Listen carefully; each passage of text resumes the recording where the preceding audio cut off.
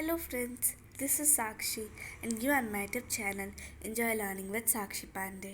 आज की वीडियो में हम कर रहे हैं class 9 English chapter number 2 the sound of music का पार्ट 2। पिछले वीडियो में हमने इसका NCERT एक्सप्लेनेशन देखा था और आज की वीडियो में हम इसके सारे क्वेश्चंस यानी thinking about the text part 2 करने वाले हैं। So the first question is fill in the blanks. So what was pungi said. पुंगी जो था वो एक रीडेड नॉइस मेकर माना जाता था। मैंने फिलअप द ब्लैंक्स पहले ही भर दिया, आप चाहे तो इसे अपनी नोटबुक या बुक में भर सकते हैं। मैं बस आपको सेंटेंसेस के मीनिंग बता देती हूँ। अब बाबर ट्रांसफॉर्म द पुंगी इनटू शहनाई, यानी एक बार्बर जो था उसने ही पुंगी को शहनाई में बदला, क्योंकि पुंगी को नॉइज़ मेकर माना जाने लगा था। इसी वजह से औरंगज़ेब ने उसकी श्रिल अनप्लीजेंट साउंड की वजह से उसे बैन करवा दिया।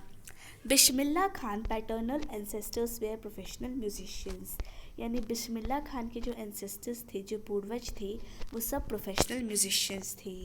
Bismillah Khan learn to play the shehnai from Ali Bakhsh, यानी बिस्मिल्लाह खान ने शहनाई बजाना अली बख्श से सीखा। Bismillah Khan first trip abroad was to Afghanistan, यानी बिस्मिल्लाह खान का जो पहला ट्रिप था अब्रोड का वो था अफ़गानिस्तान का। Next question, find the words in the text which shows Ustad Bismillah Khan feelings about the items listed below among positive, negative and neutral, यानी हमें वो चीज़ें बतानी है कि नीचे जो वर्ड्स दिए गए, नीचे जो चीज़ें दी गई है, उन सब के बारे में क्या ख्यालात थे बिस्मिल्लाह खान के, पॉजिटिव थे, नेगेटिव थे या न्यूट्रल थे। सबसे पहले बच्चों को म्यूज़िक सिखाना, तो उसके बारे में उनके ख्यालात एकदम पॉजिटिव थे।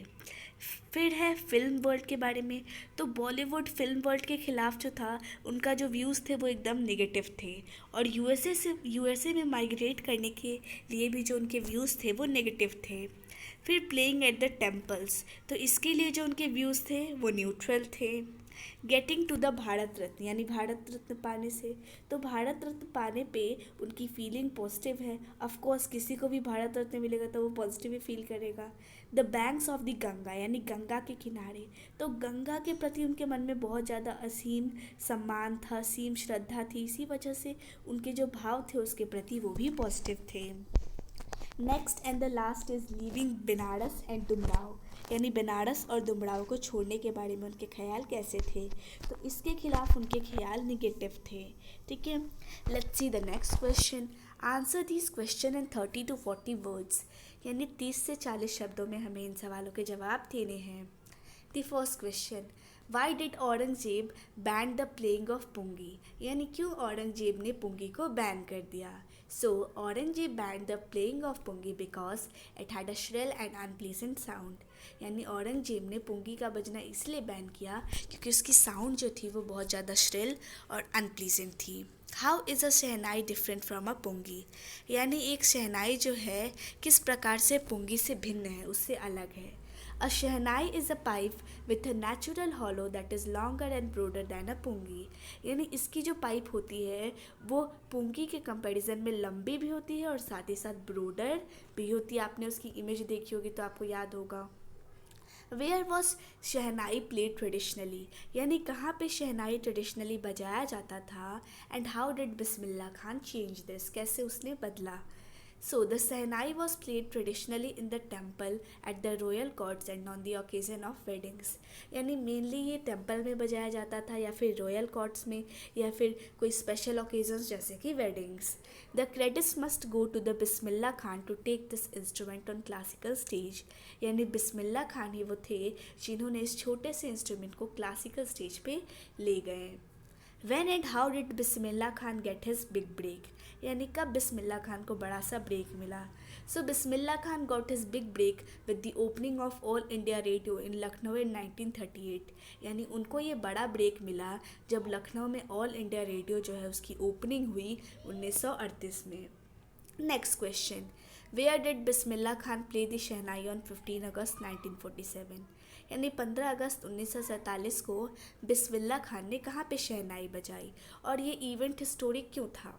सो Bismillah Khan played the shehnai on 15 August 1947 at the Red Fort, यानी उस दिन उन्होंने रेड फोर्ट पे शहनाई बजाई and he was the first Indian to greet the nation with his musical instrument. यानी वो पहले इंडियन थे जिन्होंने पूरे इंडिया को इंडिपेंडेंस के दिन, आज़ादी के दिन सबसे पहले ग्रीट किया। This event was historic because we got independence on that day. और ये इवेंट हिस्टोरिक इसीलिए है क्योंकि हमें उसी दिन इंडिपेंडेंस मिली थी, आज़ादी मिली थी। He poured his heart out in the presence of a large number of people, including the first Prime Minister of India, which is पंडित जवाहरलाल नेहरू। यानी बहुत सारे लोगों के सामने उन्होंने गाया, जिसमें से एक थे Pandit Jawaharlal Nehru. Next question, why did Bismillah Khan refuse to start a shehnai school in the USA. यानी बिस्मिल्ला खान ने एक शहनाई स्कूल यूएसए में खोलने से क्यों मना कर दिया। He refused to start a Shehnai school in the USA because he never wanted to leave India। उन्होंने मना इसीलिए क्यों किया क्योंकि वो इंडिया को कभी भी छोड़ना नहीं चाहते थे। वो इंडिया से बहुत प्यार करते थे और वो इंडिया से इतना प्यार करते थे कि वो इंडिया के अलावा कहीं सेटल होने के बारे में सोच भी नहीं सकते थे। That is why whenever he was in foreign country he kept yearning to see Hindustan.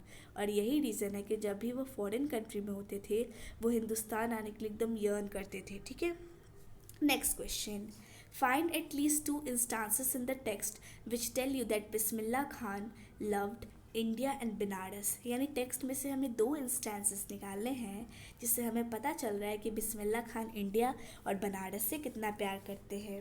सो बिस्मिल्ला खान इनसे बहुत ज़्यादा प्यार करते थे। The sound of music comes from bottom of his heart. और ये जो बात है ये उनके दिल के अंदर से आती है। He says that he misses the holy Ganga and India when he goes abroad. उन्होंने कहा था कि जब भी वो अब्रॉड जाते हैं तो फिर वो गंगा और भारत को बहुत मिस करते हैं। While in Mumbai he thinks of only Banaras and the Holi river. और जब वो मुंबई में होते हैं तब भी वो सिर्फ और सिर्फ बनारस और गंगा के बारे में सोचते हैं। And when he is in Banaras he remembers the unique मठ ऑफ तुमड़ाव। और हम जानते हैं कि उनका बर्थ प्लेस तुमड़ाव बिहार में था।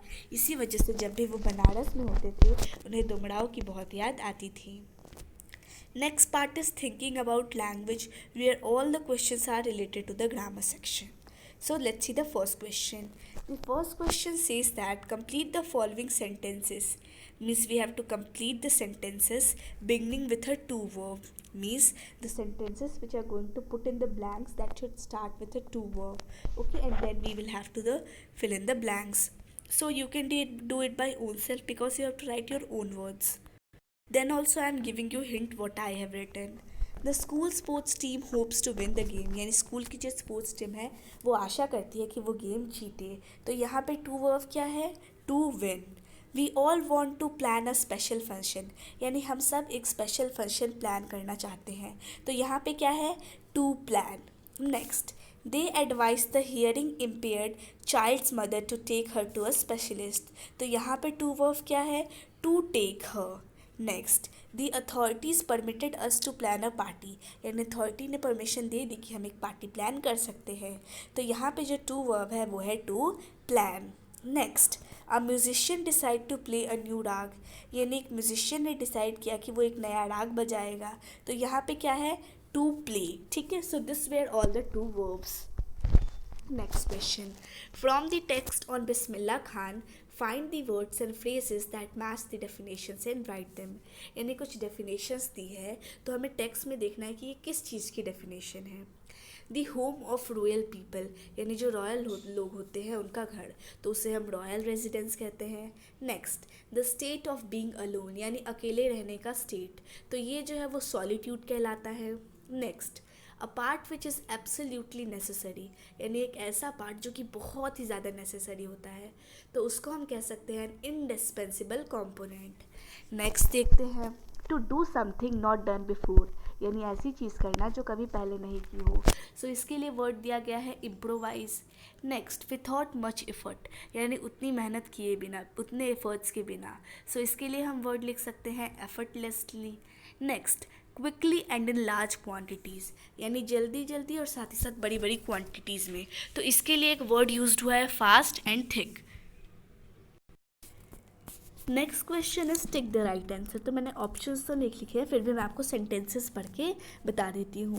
When something is revived it lives again, यानी जब किसी भी चीज़ को रिवाइव किया जाता है तो वो फिर से रहने लगता है।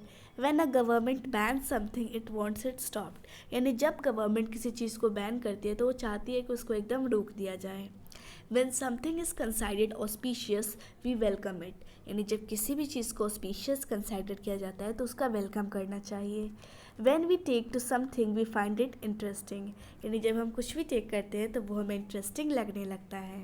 Next, when you appreciate something, you find it good and useful, यानी जब आप किसी भी चीज़ को अप्रिशिएट करते हो, उसकी तारीफ़ करते हो, इसका मतलब ये है कि आप उसे यूज़फुल समझते हो, उसकी अच्छाई को देखते हो। Next, when you replicate something, you do it for the second time, यानी जब आप किसी चीज़ को रेप्लिकेट करते हो तो वो आप इसको दूसरी बार कर रहे होते हो, ठीक है, क्योंकि री का मतलब क्या होता है, अनदर टाइम रिपीट।